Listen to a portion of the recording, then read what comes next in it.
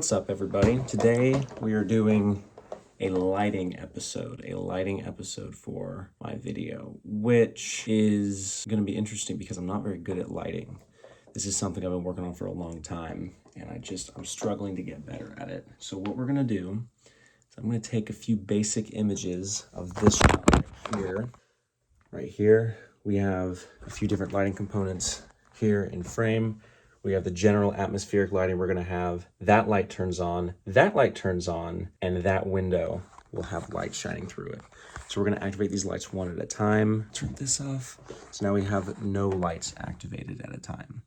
I'm currently being lit by light coming from outside my window, which is just enough to illuminate me, but not enough to illuminate the set, so it shouldn't make a difference. All right, let's go ahead, take a few rounds of pictures, show you guys the different stages, the different layers that come into play when it comes to lighting this set, this scene. All right, so we're gonna light this piece one light at a time. So I'm gonna turn that off. I'm gonna plug in these little side lights. So those are the first lights to come on.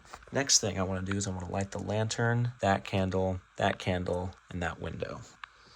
And there we go. So those are lit. Next thing I'm going to do is I'm going to turn on this window. That's just an LED panel that's back here. I do have two of these so that I can light up multiple windows if I need to. And then last but not least, we have this light, which is kind of odd because on one hand, this light setting is way too bright. But if I were to knock it down a peg, suddenly it goes from this bright to that dark, and that's a little too dark. One setting is too bright, and the next notch down is too dark. So what I ended up doing was I put it on the too bright setting. I made this little paper sleeve, and this acts as sort of a diffusion.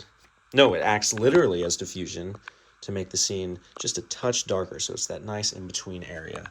That looks pretty good. And I think this is what I'm gonna end up going for the lighting here. I'm a little concerned because I don't want it to feel like it's lit by fluorescent lighting above, and that kind of gives that feeling a little bit, but I'm gonna have to go ahead and trust that it's gonna look fine on camera. Another thing I ended up doing was I took Arthur here, I put this white panel right there to reflect off of him to give him more light.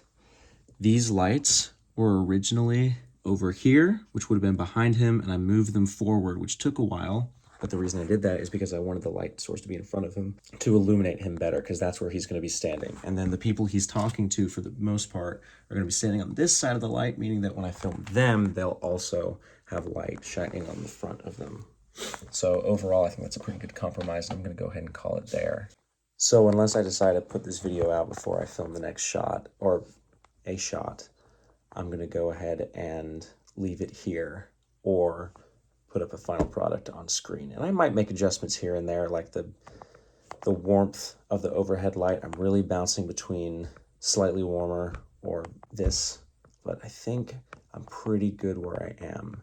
So I'm going to leave it at that. Hope you guys learned something valuable.